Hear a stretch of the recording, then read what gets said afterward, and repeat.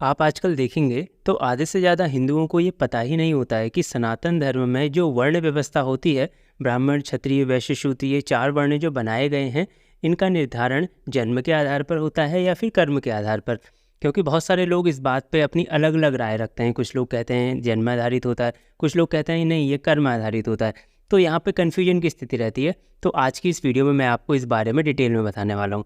देखो, सबसे पहले मैं आपको ये बता देता हूँ कि वर्ण व्यवस्था बनाई क्यों गई थी। उसके बाद मैं बताऊँगा कि ये जन्म आधारित है या फिर कर्म आधारित। अगर आप सामाजिक तौर पर देखेंगे तो एक देश को या फिर आप कहें एक समाज को अच्छे से चलने के लिए, समाज में अच्छे से काम को जारी रखने के लिए उसे कम से कम 4 भागों में बाँटना ज़रूरी होता है।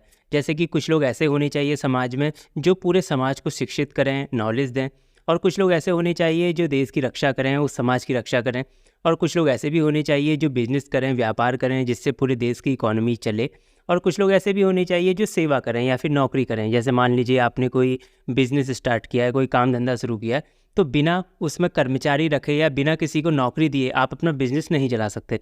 तो ये 4 टाइप के लोग आपके एक समाज में होने चाहिए, तभी एक समाज ईज़िली बहुत ही अच्छे तरीके से चल सकता है। तो कुल मिला के बात करें तो वर्ण व्यवस्था जो बनाई गई थी वो समाज को अच्छे से चलाने के लिए बनाई गई थी। लेकिन सवाल यहाँ पे वही उठता है कि वर्ण व्यवस्था जन्म आधारित मानी जाए या फिर कर्म आधारित। कुछ लोगों को आपने ये कहते हुए सुना होगा कि वर्ण व्यवस्था कर्म आधारित होती है और जैसा हम कर्म करते जाएंगे उसी आधार पर हमारा वर्ण भी बदलता चला जाएगा। तो मैं आपको बता दूं ये बात पूरी तरह से गलत है। अगर मान लीजिए वर्ण व्यवस्था कर्म आधारित होती है तो आप सोच कर देखिए कि एक दिन में आपका वर्ण कितनी बार चेंज हो जाएगा।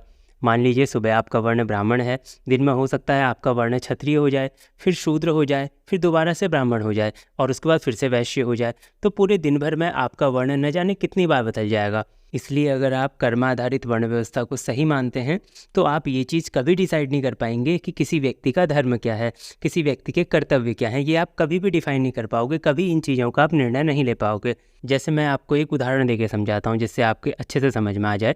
जैसे मान लो मेरे कर्म अभी ब्राह्मण वाले हैं, और अगर आप कर्म आधारित वर्ण व्यवस्था को सही मानते हैं तो आप ब्राह्मण कहलाएंगे, सीधी सी बात है। और आपके कर्तव्य भी बाकी वर्णों से अलग होंगे, क्योंकि सभी वर्णों के अपने अपने कर्तव्य होते हैं। क्योंकि ब्राह्मण के अपने अलग कर्तव्य हैं, शूद्र के अपने अलग कर्तव्य हैं, वैश्य के अलग कर्तव्य हैं और क्षत्रिय के अपने अलग कर्तव्य हैं।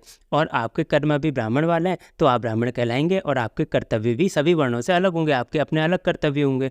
लेकिन कुछ समय बाद मान लीजिए मेरा मन बदल जाता है और मैं कोई शूद्र वाले काम करने लग जाता हूँ। जैसे मान लीजिए किसी कंपनी में मैं नौकरी करने चला गया, तो कर्म आधारित वर्ण व्यवस्था के अनुसार मेरा वर्ण क्या हो जाएगा, शूद्र हो जाएगा, और मेरे कर्तव्य फिर से बदल जाएंगे। जो मेरे पहले ब्राह्मण वाले कर्तव्य थे समाज के प्रति, अब मेरे कर्तव्य शूद्र वाले हो जाएंगे।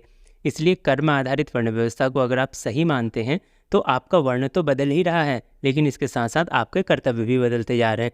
वो भी एक एक दो दो घंटे में, या फिर आप कहें एक एक दो दो दिन में आपके कर्तव्य भी बदलते जा रहे हैं। तो ऐसे में व्यक्ति के अंदर भटकाव की स्थिति आएगी या नहीं आएगी, आप मुझे खुद बताइए।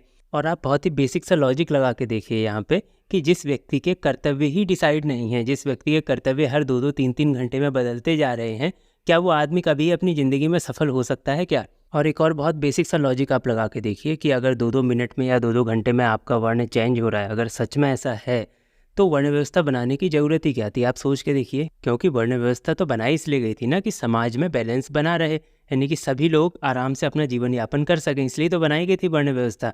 अब कर्म आधारित वर्ण व्यवस्था का मतलब ही ये हो जा रहा है कि भाई आपको जो काम अच्छा लग रहा है आप वो काम कर ले रहे हो।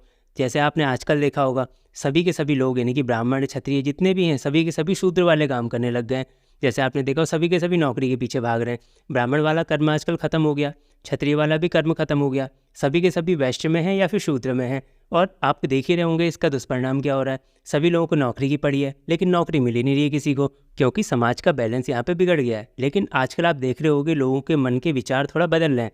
लोग क्या कर रहे हैं, अब लोग सोच रहे हैं हम नौकरी नहीं करते हैं, हम बिजनेस में चले जाते हैं, वैश्य वाले काम करने लग जाते हैं। अब धीरे धीरे क्या होगा कि वैश्य यानी कि बिजनेस वाला जो काम है उसमें बिल्कुल एक लंबी लाइन लग जाएगी, सभी लोग बिजनेस के पीछे भाग रहे हैं। और फिर जब सब लोग बिजनेस करने लग जाएंगे तो इन लोगों को नौकरी करने वाला आदमी नहीं मिलेगा। इसे ही कहते हैं समाज का बिगड़ा हुआ बैलेंस। और ये बैलेंस ना बिगड़े इसीलिए वर्ण व्यवस्था बनाई गई थी। और यहाँ पे एक चीज़ जिसमें आपका ध्यान नहीं जा रहा होगा मैं आपको बता देता हूँ। देखिए, अगर मैं कर्म आधारित वर्ण व्यवस्था को सही मानता हूँ, ध्यान से सुनिएगा, अगर मैं कर्म आधारित वर्ण व्यवस्था को सही मानता हूँ तो अगर मान लीजिए मेरे कर्म क्षत्रियों वाले हैं तो मेरा वर्ण भी क्षत्रिय वाला हो जाएगा, और मेरे जो कर्तव्य हैं समाज के प्रति वो भी क्षत्रिय वाले हो जाएंगे। लेकिन आप मान के देखो कि कल के दिन मेरा मन बदल जाता है और मैं ब्राह्मण वाले कर्म करने लग जाता हूँ, तो मेरा वर्ण भी ब्राह्मण हो जाएगा और मेरे जो कर्तव्य हैं वो भी क्षत्रिय से बदल कर ब्राह्मण वाले हो जाएंगे। तो आप मुझे बताओ कि एक दिन पहले मेरे जो कर्तव्य क्षत्रियों वाले थे, फिर वो 1-2 दिन बाद मेरे कर्तव्य चेंज होकर ब्राह्मण वाले हो गए। ऐसे ही पूरे दिन भर न जाने कितनी बार आपके वर्ण बदलेंगे, और जितनी बार आपके वर्ण बदलेंगे उतनी ही बार आपके कर्तव्य भी बदलेंगे।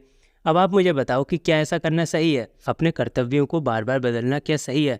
क्योंकि जैसे मान लो कोई व्यक्ति सेना में सिपाही है और उसका कर्तव्य है देश की रक्षा करना, लेकिन जब देश को उसकी असल में ज़रूरत है, जब लड़ाई का टाइम चल रहा है, तब वह अचानक से अपने क्षत्रिय वर्ण का त्याग करके कर्म के आधार पर शूद्र वर्ण अपना ले या कहीं नौकरी करने लग जाए, तो क्या इसे सही माना जाएगा? आप खुद ही सोच के बताओ। चलो एक और उदाहरण देके मैं आपको समझाता हूँ। जैसे मान लीजिए कोई व्यक्ति है, उसका अभी वर्ण कर्म के हिसाब से मान लेते हैं ब्राह्मण है, और वो रास्ते से जा रहा है। अचानक से उसने देखा कि कोई एक व्यक्ति है जो शूद्र वर्ण के लोगों को 100-100 रुपये या 1000-1000 रुपये बांट रहा है। तो उस व्यक्ति ने क्या किया? गया, उसने बोला अरे मैं तो शूद्र हूँ, मैं कंपनी में नौकरी करता हूँ, और उसने 1000 रुपये लेके आ गया। अब आप उसे सही ठहराओगे या गलत ठहराओगे? अगर आप सही ठहराते हो तो कैसे ठहराओगे? गलत ठहराते हो तो कैसे ठहराओगे उसे? क्योंकि वो तो बोल देगा ना कि मैं तो अभी पूजा पाठ करके निकला हूँ, मेरे कर्म भी ब्राह्मण वाले हैं, लेकिन जैसे ही मैं बाहर गया और अपनी कंपनी में मैं गया तो वहाँ पे मेरा वर्ण हो गया शूद्र वाला, और आप शूद्र को रुपये बांट रहे थे तो मैंने रुपये ले लिए, ऐसा बोल देगा वो। तो आप किसी भी चीज़ को सही या गलत नहीं ठहरा पाओगे कर्म आधारित वर्ण व्यवस्था के हिसाब से। और एक और बात मैं आपको बताऊं कि कर्म आधारित वर्ण व्यवस्था अपने आप में ही एक झूठ है, क्योंकि सीधी सी बात ये आ जाती है कि अगर किसी भी व्यक्ति के कर्तव्यों को आपको डिफाइन करना है तो सबसे पहले आपको उसका अस्तित्व तो मानना ही पड़ेगा। जैसे एक और एग्जांपल मैं आपको देता हूँ। जैसे मान लो एक ट्रैफिक पुलिस वाला व्यक्ति चौराहे पे खड़ा है और वहाँ पे एक प्यासा व्यक्ति आता है जिसको पानी की ज़रूरत है, और वो पानी मांगता भी है ट्रैफिक पुलिस वाले से, और ट्रैफिक पुलिस वाला उस व्यक्ति को अपना काम वाम छोड़कर उस व्यक्ति को पानी पिलाने में लग जाता है। अब आप मुझे बताओ कि इस पूरी घटना में पुलिस वाले को सज़ा मिलेगी या पुलिस वाले को इनाम दिया जाएगा? और जो भी पुलिस वाले के साथ किया जाएगा आपके हिसाब से, वो किस आधार पर किया जाएगा? अब आप मुझे कमेंट में इसका आंसर बताओ। देखो सबसे पहले तो यही देखा जाएगा ना कि उसने पुलिस वाला होते हुए जिस काम के लिए उसे वहाँ पे रखा गया था, उसने वो काम किया या नहीं किया। सबसे पहले तो यही देखा जाएगा। तो हम कैसे डिफाइन करेंगे कि पुलिस वाले ने सही किया या गलत किया? हम तो ऐसे बोलेंगे ना कि पुलिस वाला होते हुए इस व्यक्ति ने अपने धर्म का पालन किया तो बहुत अच्छी बात है, इसको इनाम मिलेगा। अगर पुलिस वाला होते हुए इसने अपने धर्म का पालन नहीं किया तो इसको मिलेगी सज़ा।